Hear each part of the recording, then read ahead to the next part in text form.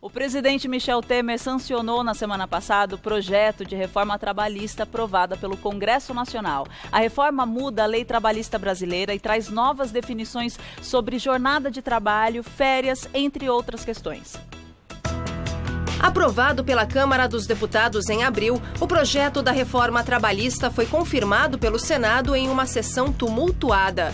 A nova legislação altera regras da Consolidação das Leis do Trabalho, a CLT, e prevê pontos que poderão ser negociados entre empregadores e empregados.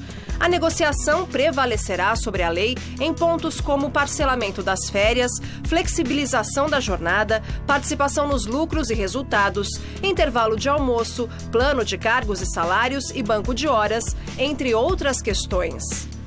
As novas regras entrarão em vigor daqui a 120 dias, conforme previsto na legislação. Mas a reforma ainda tem gerado muitas dúvidas para o trabalhador. E é isso que você acompanha a partir de agora, aqui no Revista da Cidade. Começar a nossa pauta sobre reforma trabalhista, estamos recebendo aqui, deixa eu pegar o nome aqui, Dr. Werner Keller, advogado integrante da Comissão de Direito Material do Trabalho da OAB-SP. Tudo bem? Seja bem-vindo ao nosso programa. Muito obrigado. Quantas mudanças, muitas pessoas estão confusas em relação a cada mudança que foi feita, né? Porque teve foi considerável, né, toda a mudança que fizeram. Bom, eu tenho uma série de perguntas para fazer para você, o público também de casa tem, né? Daqui a pouquinho a gente vai soltar, mas eu vi que tiveram algumas mudanças em relação às férias, né? Que você pode dividir em 3 blocos. Como que o empregador vai pagar essas férias que podem ser divididas em 3 blocos? Então, Marise, na verdade, poderá ser paga como já há hoje na nossa atual legislação. Você paga em 2 dias antes de cada início de período de férias. O que muda, a legislação não trata de maneira diferente quando iniciará o pagamento. Então, como não há na reforma nenhuma alteração com data de pagamento, se utiliza o que já vem utilizando na legislação atual, que seriam 2 dias antes de cada período iniciado de férias. Tá, então continua, né? Continua então, as mesmas datas. Tá. E nós temos mais uma perguntinha, mas é do nosso público. Vamos ver, pode soltar. Oi, meu nome é Guilherme. Eu gostaria de saber se o trabalhador ainda poderá vender 1/3 das férias. Boa pergunta. Pode? Boa pergunta. Sim, pode. Vai poder vender 1/3 de férias. Isso se mantém. Não foi alterado pela nova legislação. Não foi alterado. Não foi alterado. E em relação aos acordos agora, o empregador faz o acordo com o empregado ou os sindicatos acabam fazendo o acordo com o empregado? Então, nós temos as 2 possibilidades. Haverá o acordo individual, onde o empregador e o empregado fazem esse mútuo consentimento entre eles, mas permanece o acordo feito entre o empregador e o sindicato, que é o acordo coletivo. Então permanece. Permanece o acordo coletivo, e se dá força agora ao acordo individual, entre o empregador e o empregado. Tá. E se o empregado, de repente, entra com uma ação em cima, né, da empresa, ele vai ter que arcar com esses custos agora, com essa nova regra? Se ele não for agraciado ou beneficiado pela assistência judiciária, que é a justiça gratuita, ele terá que arcar com o pagamento de custas judiciais. Sim. Nossa, deve ter deixado muitas pessoas, né, torcendo o nariz, né? Sem sombra de dúvida. Essa nova regra, né? Vamos soltar mais uma perguntinha do público? Olá, meu nome é Juliana. Eu gostaria de saber se com a reforma, o que muda caso o trabalhador queira pedir demissão? O que muda? A única coisa que muda no empregado pedir demissão agora é que se ele tiver mais de 1 ano de casa de trabalho, ele não precisa, para validar esse pedido de demissão, ele não precisa mais homologar perante ao sindicato ou ao Ministério do Trabalho e Emprego. Ele pode diretamente fazer o pedido de demissão junto ao seu empregador. Tá certo. E o trabalhador que está de sobreaviso, que tem alguns casos que são assim, como que funciona dentro dessa nova regra? Mudou alguma coisa? Não houve alteração na legislação no tocante ao sobreaviso. Permanece... Não houve? Não houve. Entendi. Mais uma dúvida do público. Pode soltar, por favor. Olá, meu nome é Edson. Eu gostaria de saber se o empregado deixa de ter direito ao seguro-desemprego com a reforma trabalhista? Então, há uma nova modalidade de rescisão, que é a rescisão por mútuo acordo, e nessa modalidade, o seguro-desemprego, ele realmente não é concedido ao empregado.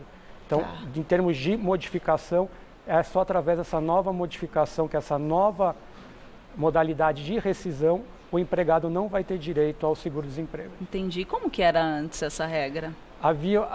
Permanece as 3 regras, que é o pedido de demissão, onde ele já não tem o direito ao seguro-desemprego. A outra modalidade que existia e permanece é a rescisão por justa causa, onde ele também não tem direito ao seguro-desemprego. E há a modalidade que é a rescisão sem justa causa, onde ele tem direito ao seguro-desemprego. Agora foi incorporada mais uma, que é a modalidade da rescisão por mútuo acordo entre as partes. E nessa modalidade ele também não tem direito ao seguro-desemprego. É como se fosse um adendo, né? Exatamente. Unindo a regra anterior com um novo ajuste da nova regra. Perfeitamente. Entendi. Em relação ao deslocamento do trabalhador, né, que antes era considerado como horário de trabalho e agora ainda é considerado como horário de trabalho? Agora não mais. As horas em itineres, que são esse horário de deslocamento, ele não é mais considerado hora à disposição do empregador. Qual que é a sua opinião em relação a isso? A minha opinião, Marisa, acredito que para o empregado é um prejuízo, porque em determinadas situações ele está à disposição do empregador e faz jus a essa hora complementar. Portanto, eu vejo como um prejuízo ao empregado. É a minha opinião nesse sentido. Tá, entendi. E antes, até quando a pessoa atendia o telefone, né, o empregado atendia o telefone, era considerado como uma hora extra. E agora? Como que fica dentro dessa nova regra? Então, essa questão de atender o telefone, se ele está à disposição do empregador, seria o sobreaviso. Ele está em casa e tem que deixar o celular ligado, porque a qualquer momento ele pode ser convocado. E isso permanece. Né? Isso, a sobreaviso, ele vai ter ainda o direito, mesmo com a reforma, ele tem direito a eventual hora extra que ele vier a trabalhar por conta do sobreaviso.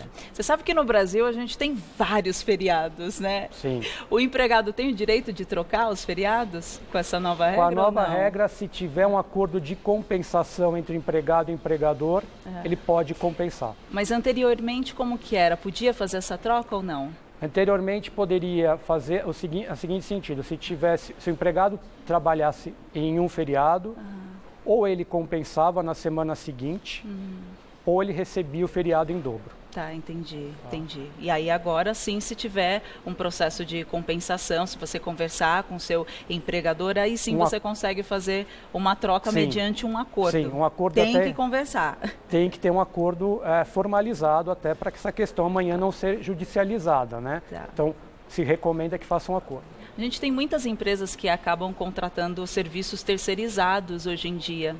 Nessa nova regra, mudou alguma coisa em relação ao serviço terceirizado? Então, o serviço terceirizado, ele continua a valer. O que acontece? Com a reforma da CLT, ela não trouxe detalhadamente, ela não especificou a questão da terceirização. A terceirização ela foi alterada em uma legislação ocorrida no começo desse ano, onde se abrangeu a possibilidade de terceirizar atividade fim, não só atividade meio. Então, se ampliou a gama de atividades que podem ser terceirizadas. Tá, entendi. Tem inclusive uma perguntinha do público sobre isso também, pode soltar. Olá, meu nome é Tainá e eu gostaria de saber qual é a diferença entre empregado terceirizado e empregado pessoa jurídica. Muitas pessoas têm dúvida em relação a isso. É que quem trabalha na área acha um tanto óbvio, mas para quem não trabalha, assim como eu também não saberia responder. Marisa. Na verdade, devemos dividir a situação, porque entender, empregado terceirizado é o empregado que ele trabalha para uma prestadora de serviço, ele é empregado de uma prestadora e vai trabalhar em uma empresa tomadora. Né? Então, ele é alocado para trabalhar numa empresa tomadora. Já não existe empregado pessoa jurídica, na verdade é um prestador de serviço que trabalha por meio de uma pessoa jurídica. Então são situações diferentes. Empregado terceirizado que vai trabalhar numa empresa tomadora e a outra situação é um prestador de serviço que presta serviço através da sua pessoa jurídica ou enfim, ou de outra, mas não se confunde empregado terceirizado com prestação jurídica por pessoa jurídica. São coisas distintas. Não, ficou bem claro, Tem pessoas também que trabalham em casa, que a gente chama do home office. O que mudou? Como vai mudar essa prestação de serviço no home office? Então, para o home office, houve agora a regulamentação onde o empregado que trabalha em casa, que é o home office, ele, na verdade, não terá direito, vai ter uma jornada flexível, então ele não tem direito a horas extras, ele não tem direito ao intervalo de almoço, não vai ser computado essas situações, ou seja, é uma jornada flexível e ainda ele vai ter que negociar com o seu empregador a questão de equipamentos e quem vai custear, por exemplo, a luz, quem vai pagar o computador que ele vai utilizar, a impressora, outros meios telemáticos, enfim, o celular, a internet. Ele vai ter que fazer um acordo com o seu empregador para decidir quem que vai custear com essas despesas. Entendi. Tem a parte da higiene do funcionário, que ele chega na empresa, tem o momento de tirar a roupa, colocar o uniforme. Tem muitos que trabalham com uniforme. Esse período que ele chega na empresa, vai trocar o uniforme, conta como horário de serviço com essa nova regra? Então, Marise, não conta mais, tá? Não? Não conta mais. Todo esse período em que ele vai trocar o uniforme, em que ele vai se higienizar, não será mais computado na jornada de trabalho do empregado. Antes era computado, então? Sim. Era? Sim. E tinha um tempo limite? Tinha de 10 minutos. De 10 minutos no para total, trocar. tanto no total, seja 5 para iniciar ou 5 para sair da jornada de trabalho.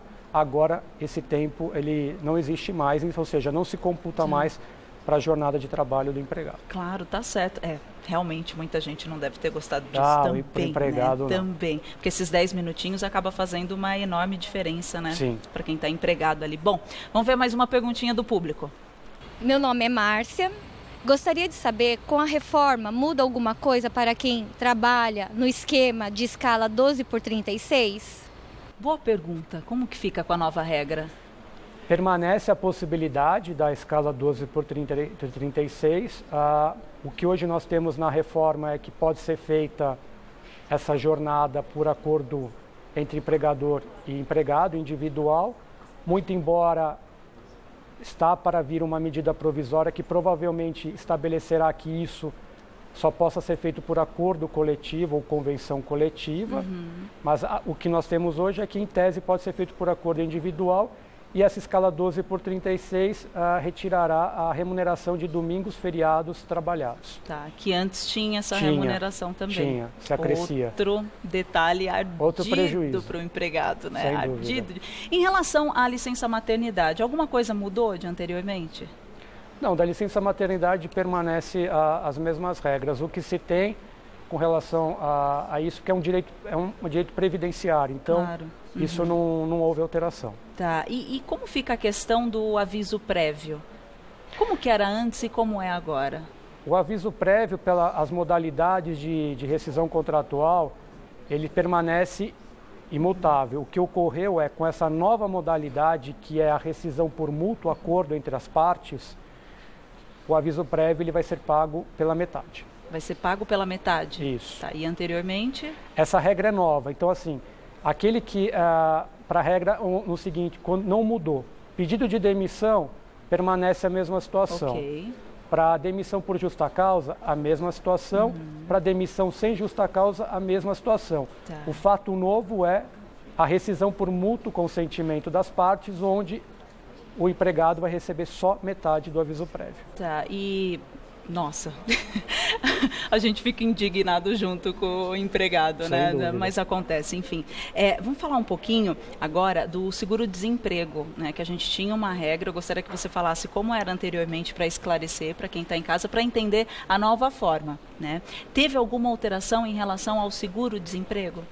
Então, Marise, o seguro-desemprego, a única inovação com a reforma trabalhista é só no tocante a essa nova modalidade de rescisão que é por mútuo consentimento.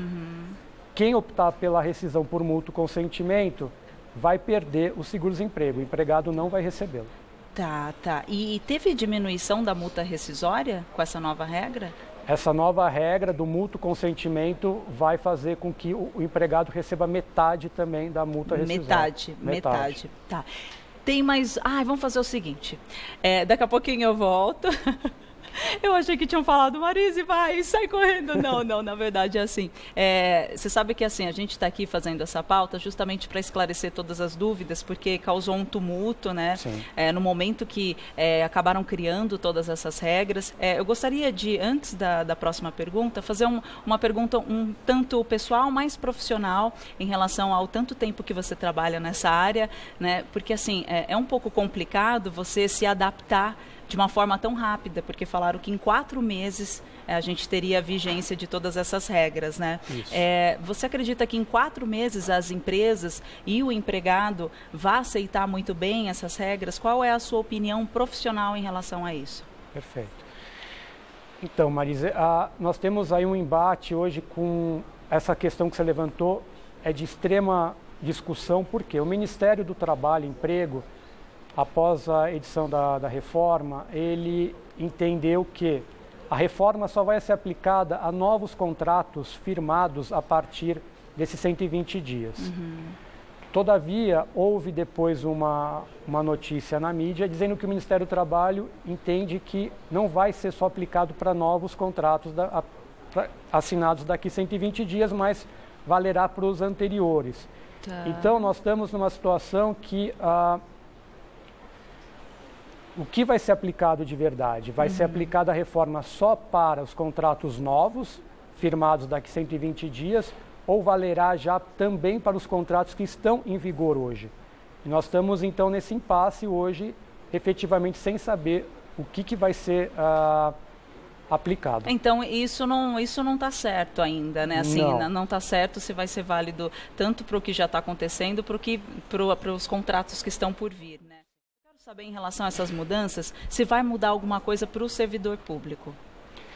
Então, Marise, o servidor público, a reforma, ela vai ser atingida para aqueles que são seletistas. Os servidores públicos estatutários não entram na regra do seletista, portanto, a reforma não são aplicadas a eles. A gente tem um piso, né? É como se fosse um teto dos salários, né, para os funcionários, cada função. Teve alguma alteração em relação a isso ou não? Não, piso salarial, cada categoria estabelece pela convenção coletiva, então isso não houve... Não houve alteração alguma. Não. A gente tem mais perguntinha do público, Rô? Tá, então vamos soltar. Meu nome é Thaís. A reforma pode afetar as ações trabalhistas que já estão em andamento? Então, essa pergunta ela é bem pertinente e para as ações já em andamento, entende-se que os direitos pleiteados, eles são direitos adquiridos na vigência da legislação atual. Então, em tese, no primeiro momento, eles não vão ser atingidos pela reforma trabalhista. Tá certo. Tem uma perguntinha que deixa eu agradecer, a Fabiane Riso. Ela está falando assim, é a questão do horário, né? Que tiveram algumas alterações. Será 8 ou 12 horas? Que está falando do horário de trabalho, né? As horas trabalhadas ao longo do dia. Sim.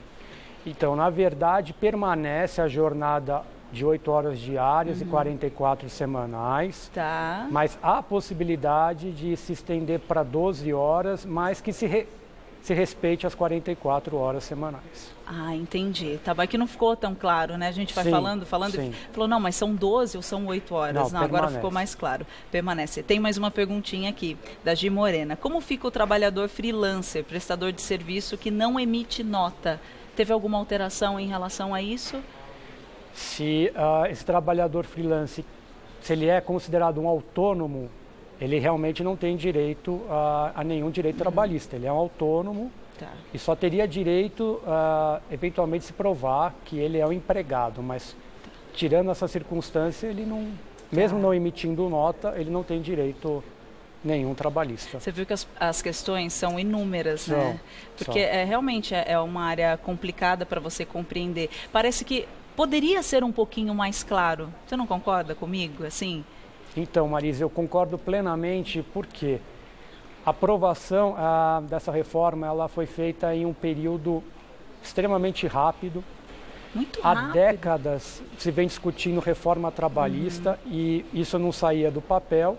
E, obviamente, agora por questões políticas ou não, ela foi rapidamente aprovada e deveria ter um debate muito maior sobre isso e que vai gerar uma série de embates judiciais a respeito da reforma, tanto a sua constitucionalidade, como entendimento sobre essas reformas, como vão ser aplicadas. Isso tudo vai demandar aí anos até o judiciário estabelecer o que realmente vai ser aplicado diante de uma compreensão sobre vários pontos dessa reforma, que são inúmeros, como você bem colocou. Sim, e deveria ser feito de uma forma mais, assim, que eu diria, lenta, né? Pensando mesmo em cada detalhe, como você falou. É uma reforma muito profunda, então Sim. exigiria mais tempo. Eu tô sentindo que está tudo muito rápido, eu sei que o país precisa de questões mais rápidas, mas também é uma questão delicada, né, nesse momento. Tem mais uma perguntinha aqui, ó, a Carla Fontana, a dúvida dela é a seguinte,